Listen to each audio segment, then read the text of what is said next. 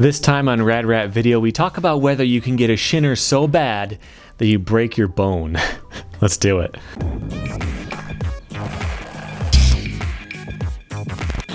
Welcome back to Rad Rat Video, a channel all about skateboarding. I like to review it in all of its forms, and I like to answer your questions on this series, Ask Rad Rat. I've got a handful of them for you today. The first one is from Big Mike, who says, I've always been interested in learning to skate, but the risk of getting a lifelong injury has always put me off. I'm fine with bruises and bleeding, but your stories about serious, lasting joint issues kind of worry me. Is it possible to learn to kickflip without suffering chronic pains later in life? Well, Mike, it is possible. Because the thing is, you're going to end up hurt no matter what. You're going to be hurt more if you do less. You know, if you're just at your desk all day, you never do anything, as far as being like doing sports or being active and lifting weights and going to the gym. If you do nothing, you're going to get hurt because you didn't do anything. If you do something, you can get hurt doing that thing. It's just going to happen. For me, I had some knee problems, and neither of them were necessarily due to skateboarding. One was because I used to drive way too much, and my knee, I would always be doing this with my leg, and it was building up strength in this muscle, on my knee, and it would pull my kneecap up, and so my kneecap was not in the right spot. So I didn't hurt it skating. I got hurt trying to skate with that injury, but that's a different story. The problem came because of something else. So, don't use me as a reason to be scared of doing more skating, because you're going to get hurt anyway. You might as well do something enjoyable as you wait for that to inevitably happen. Okay. The next question is from John from Norway, who says, Hi, I was wondering about skateboarding in media, how not to be cringe. This is something you've touched upon before, I think. I'm talking about movies, cartoons, and comics. I'm a professional comic book creator working on World War II stories from Norway, but I also skated since 1997, and it's still a huge part of my life. When I get tired from drawing historic stuff, I often play around with the idea of doing something with skateboarding, but when I see what has already been done, I feel like it doesn't represent skateboarding in any genuine way, and it makes me think I would fall into the same traps as everyone else. Is this me overthinking, or is it perhaps an early warning that I should keep skateboarding and work separated? Okay, so yes, there's been a lot of really cringy and terrible skateboarding features out there. Street Dreams, I did a review of that right there as an example, and then a book called Under the Bridge that I also did that might take a second to pop up. And the problems with them are because it's really tough to both be good at skateboarding, good enough to know skateboarding well, and also be a professional storyteller. So with Street Dreams, the problem isn't so much the story, although it's kind of plain. The problem is that the actors are pro skaters, and it's cool. Like, there are some scenes where like characters will talk, and then they'll go do a trick, and like there's no cut. Like you couldn't do that with an actor, and then like cutting to a pro skater who's going to do the trick. So like, as far as that's concerned, it is cool to do that, but being able to be good at both is where the problem comes from. So with that book, I talked about the story of it is pretty good. It's about a kid who is good in school, but then like some of his friends get caught up in stuff, and there's like a gang, they got to help somebody like escape from it, and meanwhile there's like a skate contest. And so to not only get out of this like gang scene, but also propel themselves into a career as pro skaters. Like, that's what the story is. The story isn't about skateboarding. If you took out skateboarding and replaced it with something else, it would still work.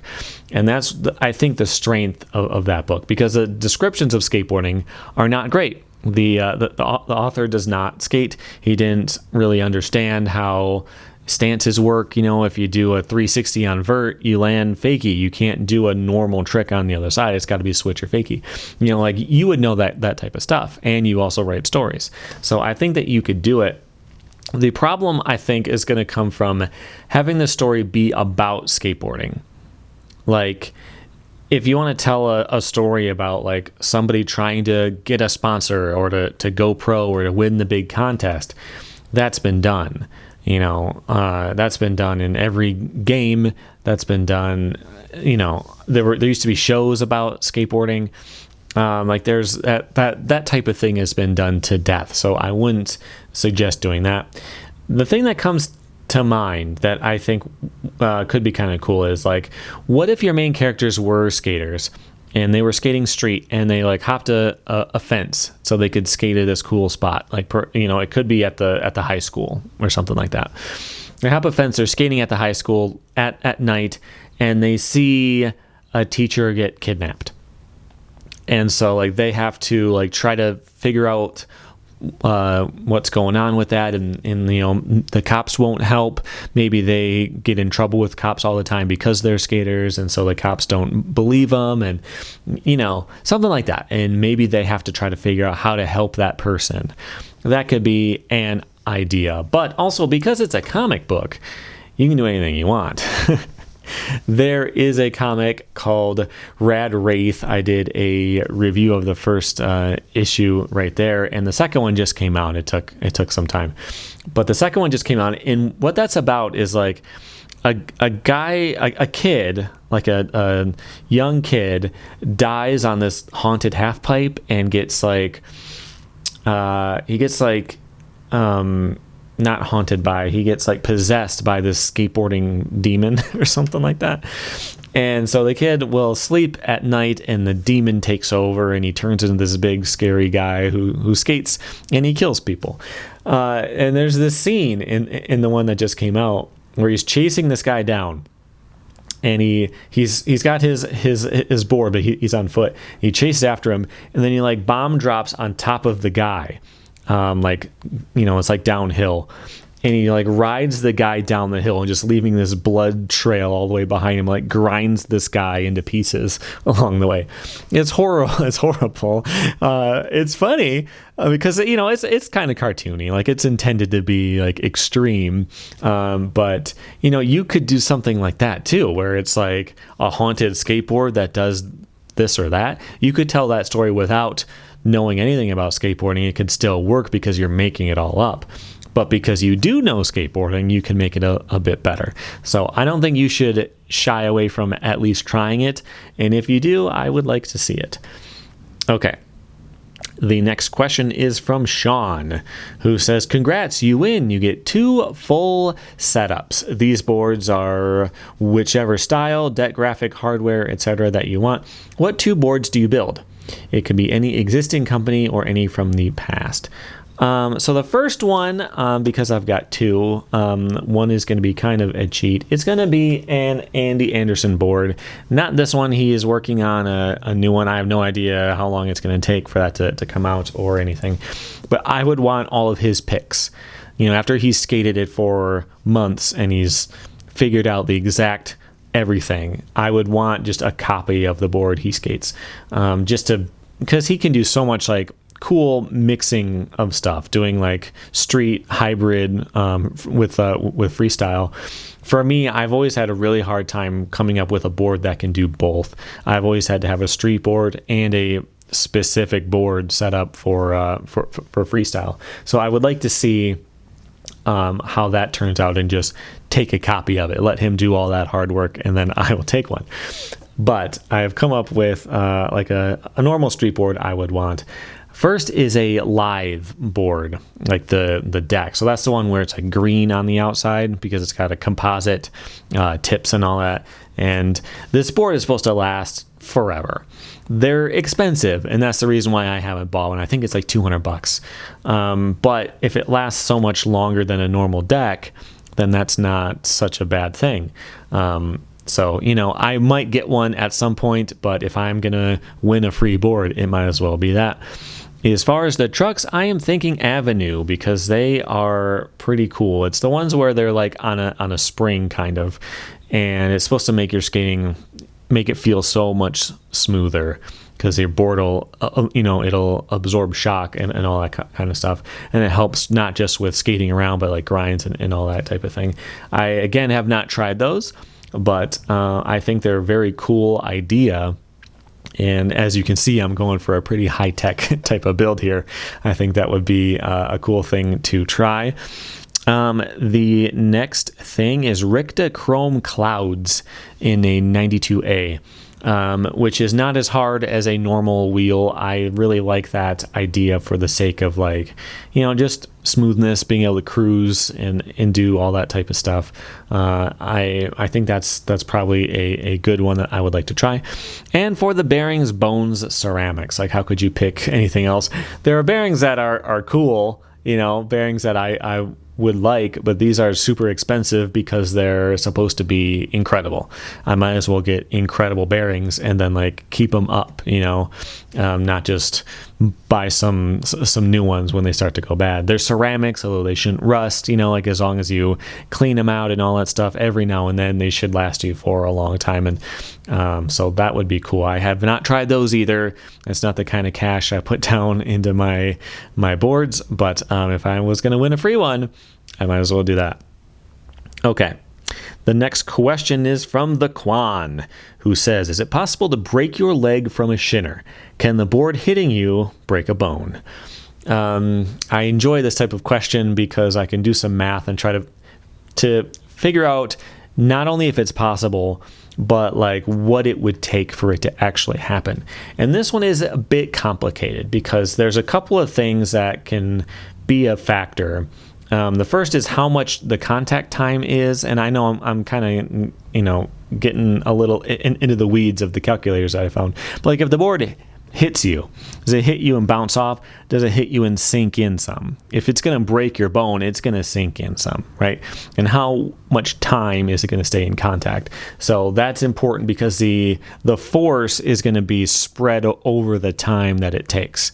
If it hits you and bounces off, that'll do more damage, so if you had a steel board that's not going to bend, that's going to do more damage than a traditional skateboard would.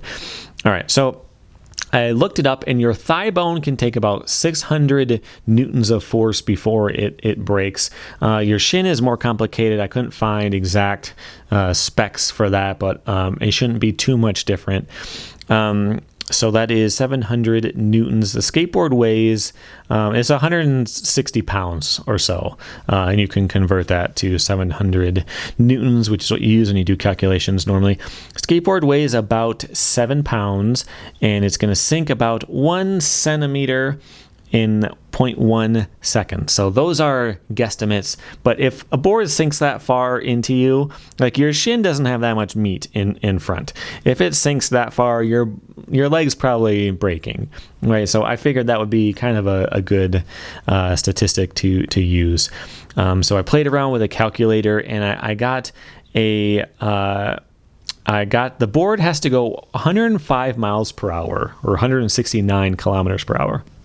To reach that force if it hits you, and that's ridiculous. How are you gonna get hit with a board going 105 miles per hour? That'd be like someone driving in a car and they throw it at you as you are standing there.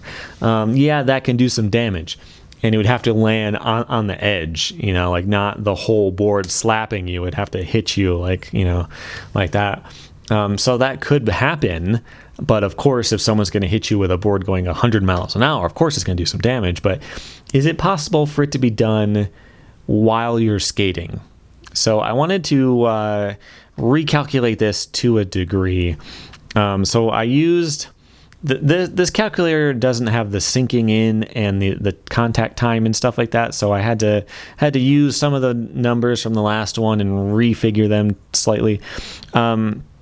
So that would mean that the board would have to be spinning at 588 RPM. So, if the board's spinning and the edge is going 105, and that edge hits you, that should be the same thing as just being hit by a board going that fast.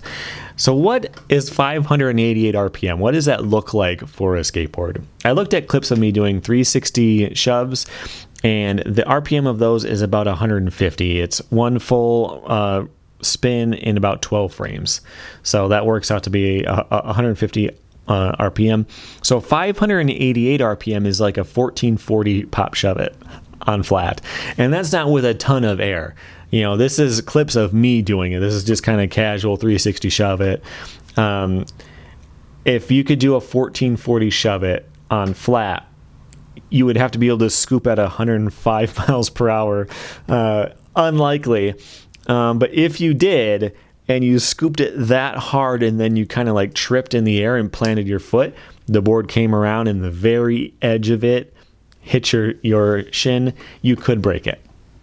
Very unlikely. But the thing is, this is just an average. You know, there's some guesstimate work in here, and there's always a fluke. There's always, you know, there's a weak spot in your bone where it cracked and it didn't heal all the way. And there's a perfect angle it can get hit at. There's a ton of stuff like that that could come into a factor. Like if your board is super sharp on the tails and it just slices you hard, like it slices you hard as you're kind of stepping, and so it only cuts into the bone a little bit, but then you're stepping in at an angle, and that could break it. So like, I think it is possible. It would be a huge fluke for it to happen, but it could happen. So that is it for this time. If you have any questions of your own, please submit them on radratvideo.com. That's what all of these people did, and I will pick some for next week's video. If you like the channel, you can hit the like button to help YouTube promote this a bit. This channel has not been doing super well lately, so I would always appreciate things like that. You can also hit the join button and follow me on Patreon as well. You can submit questions through there for a guaranteed response, and I will see you next time. Thanks for hanging out.